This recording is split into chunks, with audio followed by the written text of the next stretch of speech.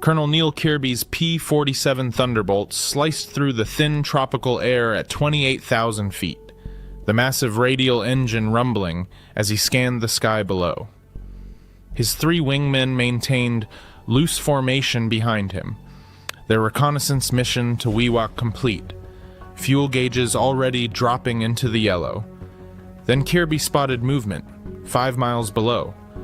A lone Japanese fighter tracking west across the green jungle canopy, completely unaware of the American formation diving out of the sun toward him. The Oscar never saw what killed it. Kirby's .850 caliber machine guns converged on the lightweight fighter, shredding its aluminum skin in less than 2 seconds. The Japanese pilot, Lieutenant Colonel Tamiya Teranishi, a squadron commander with multiple kills, died before his aircraft hit the jungle. But as Kirby pulled up from the attack, Captain Bill Dunham's voice crackled over the radio with words that should have sent them running for home. "Colonel, formation at 3 o'clock low. Count 12 bombers with, Jesus Christ, looks like 36 fighters." Kirby's fuel gauge showed maybe 20 minutes of flying time left. The numerical odds were 12 to 1. His mission was already complete. October 11th, 1943, and the war in the Southwest Pacific had reached a critical phase. Japanese forces at Wewak represented the last major air threat to Allied positions across New Guinea, and intelligence desperately needed information about enemy strength. Before launching the next offensive, Kirby had volunteered to lead this 4-plane reconnaissance sweep precisely because most commanders considered it too dangerous for anything less than a full squadron. The formation circling below wasn't preparing to defend Wewak. They were heading east, directly toward American positions where thousands of troops were concentrated in vulnerable staging areas. If those 12 bombers reached their targets escorted by 3 dozen fighters, the casualties would be catastrophic. Every minute Kirby spent deciding was another minute, those bombers flew closer to killing Americans who had no idea death was coming. His training, his orders, and basic military logic all screamed the same answer. 4 fighters don't engage 48 aircraft. You report the contact, you get out, and you let command assemble a proper strike force. But assembling that strike force would take hours, and in hours those bombers would already be dropping their ordnance on American positions. Before we continue, I'd love to know where you're watching from and what you know about the P-47 Thunderbolt in the Pacific. Drop a comment below and let me know if you'd heard about Kirby's mission before. These stories take serious research to get the details right, and knowing you're out there makes it all worthwhile. Kirby's decision took less than 5 seconds. He keyed his radio and his voice was calm despite what he was ordering his men to do. "Drop tanks and prepare to attack. We're going in high." The 3 other pilots didn't question the order. Captain John Moore, Major Raymond Gallagher, and Captain Bill Dunham had trained under Kirby for months, and they'd learned that when their colonel said attack, you attacked. They jettisoned their external fuel tanks and followed Kirby into a screaming dive toward the Japanese formation 8,000 feet below. The P-47 Thunderbolt was not designed for dogfighting. At 7 tons fully loaded, it was the heaviest single-engine fighter in the American arsenal, dismissed by many Pacific pilots as too clumsy to tangle with the nimble Japanese Oscars and Tonys. But Kirby had spent the last 4 months proving everyone wrong by exploiting the one thing the massive Thunderbolt could do that no Japanese fighter could match. It could dive like a meteor and climb like a rocket. The Japanese never saw them coming. Kirby's flight dove from 28,000 feet to 20,000 feet in less than 30 seconds, building speed until the airframes shook and the controls went stiff. The 4 Americans roared through the formation from above and behind, .850 caliber guns per aircraft suddenly hammering into the surprised Japanese pilots. Kirby's first burst caught an Oscar banking lazily in formation. The fighter disintegrated under the impacts, pieces tumbling through the tropical sky. The Japanese formation exploded into chaos. Fighters scattered in every direction. Pilots braking hard to evade attacks they couldn't see coming. But Kirby wasn't dogfighting. he was executing the dive and zoom tactics he'd developed specifically for the P-47's strengths. Dive at maximum speed, fire a brief burst, use the momentum to climb back to altitude, then repeat. A Kawasaki Ki-61. Tony, one of Japan's newest fighters, tried to turn inside Kirby's dive. The American colonel didn't try to follow the turn.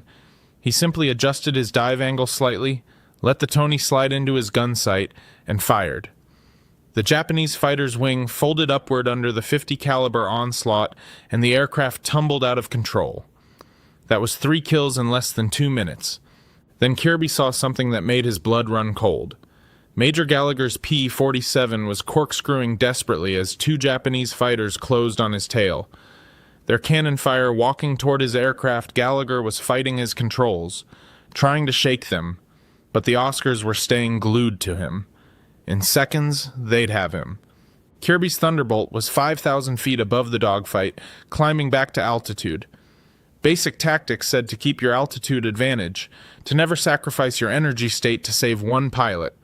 But Kirby rolled inverted and dove anyway, pushing his airspeed past 400 miles per hour as he plunged back into the fight. The first Oscar never knew what hit it. Kirby's diving attack came from almost straight above, a firing geometry that Japanese pilots weren't trained to defend against. His bullets walked through the cockpit and the Oscar simply came apart in midair. The second Oscar pilot saw his wingman die and tried to break away, but Kirby was already there, tracking the fighter through a vertical bank that should have been impossible for an aircraft the P-47's size. His guns fired for 3 seconds, and the second Oscar went down, trailing flames. Gallagher's voice came over the radio, breathing hard. "Thanks, Colonel. I owe you a drink." But Kirby was already scanning for his next target because the Japanese were finally getting organized. A swarm of fighters was climbing toward the 4 Americans, and the numerical advantage was about to become overwhelming. That's when Kirby saw the formation of Tony fighters breaking away from the bombers, diving toward cloud cover, 6 pristine targets separated from their formation, trying to escape. He had seconds to decide. Call it a victory, break for home with everyone alive, or press the attack one more time despite the odds. Kirby chose to attack. He rolled into another dive, Captain Moore following him down, while Dunham and Gallagher held high to cover their escape. The 2 P-47s dove on the fleeing Tonys at a closing speed approaching 600 miles per hour combined. What happened next demonstrated exactly why Kirby had become a legend among Pacific fighter pilots. The 6 Tony fighters weren't just fleeing. They were trying to lure the Americans into a turning fight at low altitude where Japanese maneuverability would dominate. It was a textbook trap, one that had killed dozens of American pilots who followed Japanese fighters into low-altitude dogfights they couldn't win. But Kirby had written the book on how the P-47 actually fought in the Pacific, and he knew the trap when he saw it. Instead of following the Tonys down, he fired one long burst at maximum range, destroyed one more fighter, then hauled the Thunderbolt into a vertical climb. The P-47's turbo-supercharged engine, designed specifically for high-altitude combat, gave him power that the Japanese fighters couldn't match above 20,000 feet. Within seconds, he was back at altitude with his speed restored. The Japanese pilots below stared up in confusion as the American fighter they'd been trying to trap rocketed away from them vertically. Some tried to climb after Kirby, but their engines couldn't maintain power in the thin air. They fell away, stalling out, while Kirby circled above them, completely untouchable. The tactical situation had reversed entirely. The hunters had become the hunted. Moore's voice crackled over the radio. "Colonel, gun cameras out of film, but I count 6 confirmed for you, maybe 7. The surviving Japanese fighters were scattering now, diving for cloud cover or running flat out for wee-whack Kirby, keyed his mic and called his flight together. "All aircraft, form on me. We're going home." The 4 P-47s turned east, flying at maximum cruise to stretch their remaining fuel. Kirby's fuel gauge was deep in the red, showing less than 50 gallons remaining. They'd been in combat for nearly an hour, burning fuel at maximum throttle during the dives and climbs. The mathematics were grim. They might not make it back to base. Behind them, the Japanese formation was in complete disarray. 9 fighters destroyed, the bomber formation scattered, and the planned attack on American positions completely disrupted. Whatever intelligence value the reconnaissance mission had generated, Kirby had just multiplied it by stopping an entire strike force with 4 fighters. But none of that would matter if they ran out of fuel over the jungle. The flight crossed the coast with their engines coughing as fuel pressure dropped. Kirby spotted an emergency airstrip at Leh and called the tower for immediate landing clearance. All 4 Thunderbolts touched down with less than 75 gallons of fuel total, enough for perhaps 10 more minutes of flight. Ground crews swarmed the aircraft immediately. Shocked at the bullet damage to Gallagher's plane, and the heat radiating from engines pushed far beyond normal limits. When Kirby climbed down from his cockpit, he found intelligence officers already waiting with questions. How many aircraft in the formation? What types? What were their positions and heading?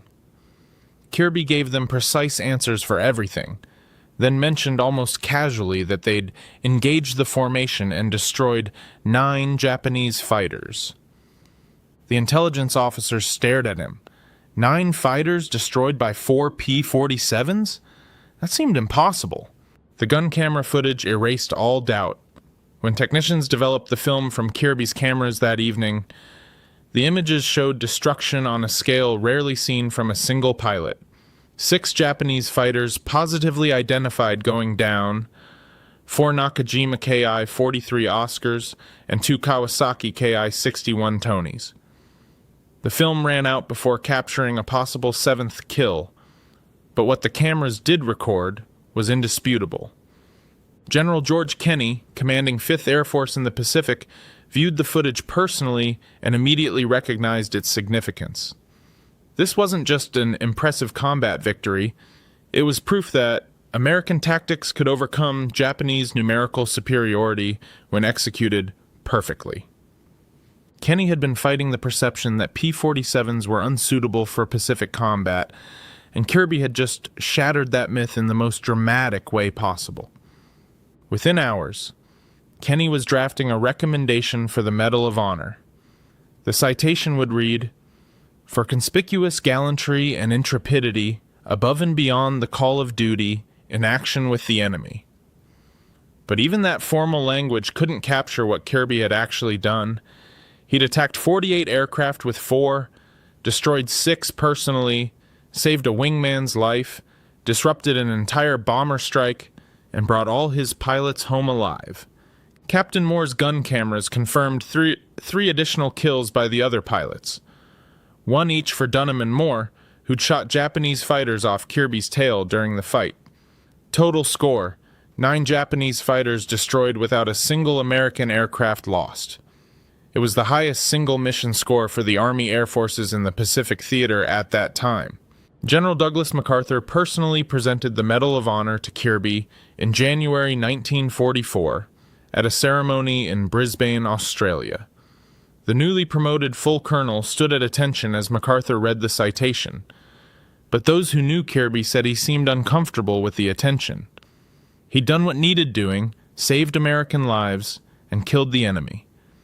The medal was just paperwork, but the recognition came with a price Kirby hadn't anticipated. With 12 victories to his credit by November 1943, he was transferred to 5th Air Force Fighter Command Headquarters, effectively grounded to protect the Army's newest hero from getting killed. The publicity value of a Medal of Honor recipient was too high to risk losing him in combat. Kirby hated every minute of desk duty. He found ways to fly anyway, volunteering for training missions that somehow always took him over enemy territory. General Kenney knew what Kirby was doing, but allowed it with strict conditions, 2 combat flights per week maximum, and if Kirby scored a kill, he had to immediately break off and return to base. For a few months, the arrangement worked. Kirby's score climbed to 21 victories, tying him with P-38 pilot Richard Bong as the Pacific Theater's leading ace. March 5, 1944, Kirby led a three-plane patrol near Wewak, the same airspace where he'd won his Medal of Honor. They intercepted Japanese bombers preparing to land, and Kirby dove to attack. His guns found their target and the bomber went down. That was victory number 22. But instead of breaking off as ordered, Kirby circled back to confirm the kill. A Japanese Oscar caught him low and slow, and this time there was no altitude advantage to save him. Kirby's remains weren't found until 1949, buried in the jungle near where Fiery Ginger 4 crashed. He was laid to rest with full military honors at Sparkman Hillcrest Memorial Park in Dallas, next to his brother who'd also died in the war.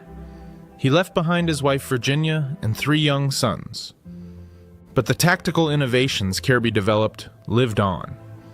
His doctrine for using the P-47's high-altitude performance and diving speed became standard training for every Thunderbolt squadron in the Pacific. The 348th Fighter Group continued using his tactics to devastating effect, producing multiple aces who credited Kirby's teaching for their survival. The P-47 went from being dismissed as unsuitable for Pacific combat to becoming one of the theater's most effective fighters. Kirby's 6 victories in a single mission stood as the Army Air Force's record until P-51 pilot William Shomo broke it in 1945. But no P-47 pilot ever exceeded Kirby's total of 22 victories, and his Medal of Honor mission remains the textbook example of how aggressive tactics can overcome impossible odds. The formation of 48 Japanese aircraft that Kirby attacked never reached their target. 9 fighters destroyed, bombers scattered, the strike disrupted, all because one colonel refused to let fuel limitations or numerical disadvantages stop him. Sometimes the greatest victories come not from following doctrine, but from knowing when to ignore it. Colonel Neil Kirby accidentally flew into 36 Japanese fighters and attacked them anyway. The decision should have been suicide. Instead, it became one of the most successful single-pilot combat actions of the Pacific War, proof that courage matters more than odds.